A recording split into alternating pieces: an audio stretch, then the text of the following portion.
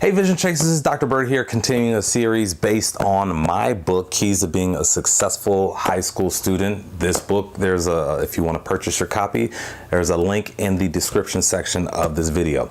I want to talk about planning today and actually using a planner. Now, throughout my career, it's almost been like pulling teeth to encourage and motivate students to use a planner.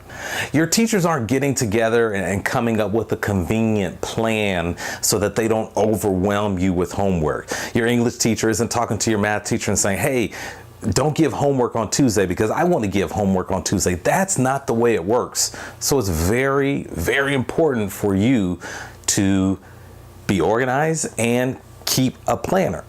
Now, many people find using a planner unnecessary, and to those people I say this: if there is still room for improvement within your academic goals and your GPA, why not try this and see how it can impact in a positive way your academic goals? It could be the determining factor between a B and an A in a class. Could possibly be. I mean, you'll never know if you don't try. Additionally, it's better to have a plan and not need a plan than to need a plan and not have a plan. So it's just using a planner is just added security to make sure that you don't miss anything, that you don't forget something that's very, very important. And the beautiful thing about it is that maintaining a planner, it doesn't take a long time.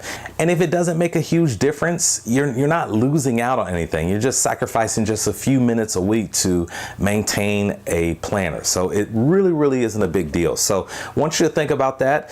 If you want to continue on with this series, just click this video right here. Additionally, just remember, if you want to get a copy of the book, just look in the description section in order to do that. So I thank you so much for watching, and until we meet again, please keep chasing the vision.